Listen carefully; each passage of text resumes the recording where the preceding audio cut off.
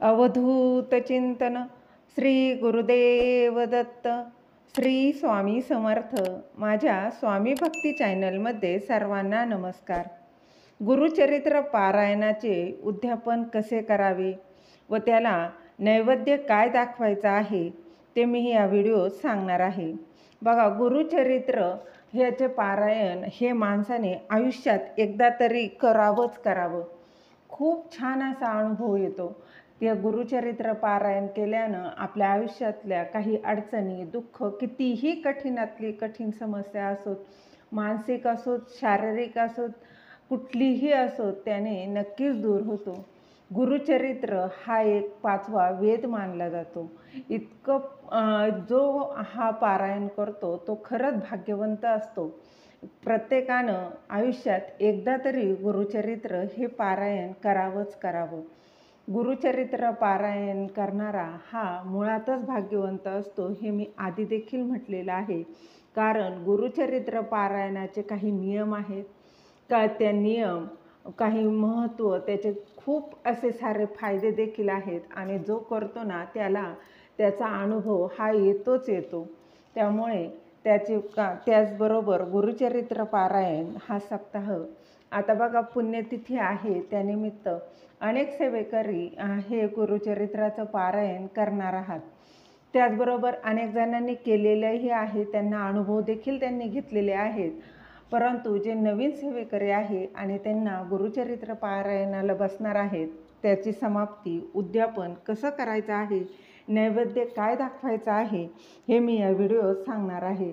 ते जाणून घेण्याआधी तुम्ही माझ्या स्वामी भक्ती चॅनलला सबस्क्राईब नक्की करा। गुरुचरित्र पारायणाची सांगता कशी करायची, त्याला नैवेद्य काय दाखवायचा आहे। बघा, गुरुचरित्र पारायण हे आपण केंद्रामध्ये 2 वेळा केले जातं, एक तर दत्त जयंतीच्या वेळी आणि पुण्यतिथीच्या वेळी।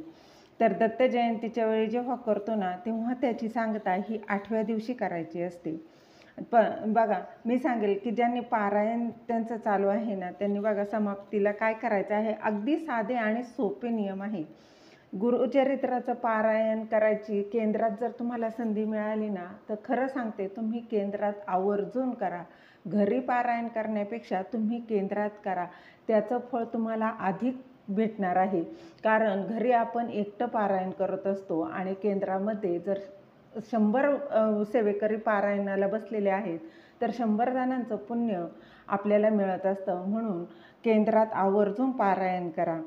तर बघा, ज्यांनी केंद्रामध्ये पारायण चालू केलेलं आहे ना, त्यांना काहीच प्रॉब्लेम नाही, कारण त्यांचे तिथे अगदी सहज हे उद्यापन होऊन जाणार आहे। पण ज्या सेवेकरांनी घरी पारायण लावलेलं आहे, त्यांनी काय करायचं आहे, पोळी, भाजी, डाळ भात करायचा आहे आणि घेवड्याची भाजी करायची आहे। घेवडा म्हणजे श्रावणी घेवडा करायचा आहे, पावटा नाही, हे मात्र लक्षात घ्या। घेवड्याची भाजी ही न विसरता नैवेद्यामध्ये करायची आहे। त्याचबरोबर नैवेद्याच्यामध्ये कुठल्याच भाजीमध्ये तुम्हाला कांदा लसूण टाकायचा नाही। ज्याप्रमाणे पारायण चालू असतं तेव्हा आपण कांदा लसूण वर्ज्य केलेला असतो, त्याचप्रमाणे नैवेद्यामध्ये देखील कांदा लसणाचा वापर करायचा नाही। त्याचबरोबर तुम्ही पुरणाचा देखील नैवेद्य करू शकता, अगदी तुम्हाला होईल तसं करायचं आहे।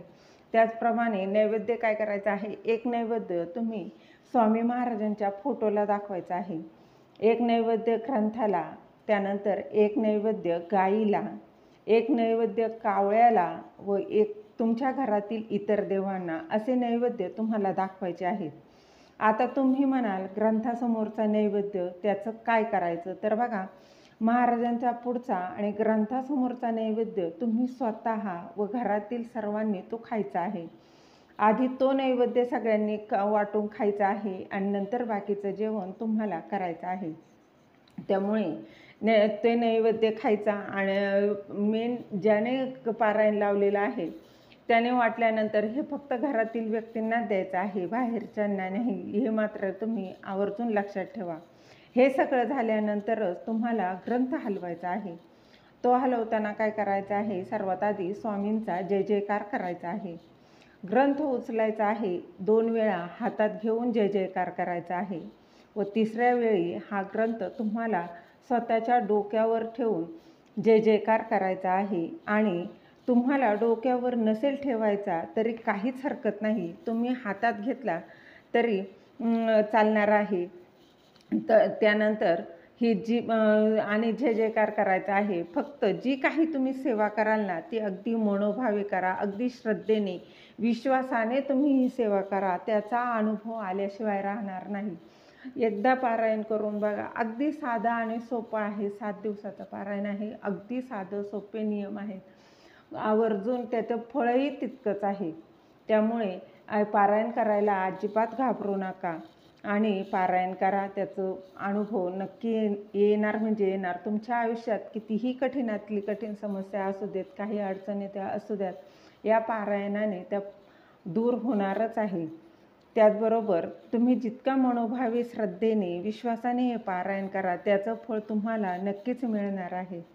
झालेली सेवा महाराजांच्या चरणी अर्पण करते. दिलेली माहिती तुम्हाला आवडली असेल तर लाईक करा, शेअर करा, सबस्क्राईब करायला विसरू नका. श्री स्वामी समर्थ. जय जय स्वामी समर्थ. श्री स्वामी समर्थ.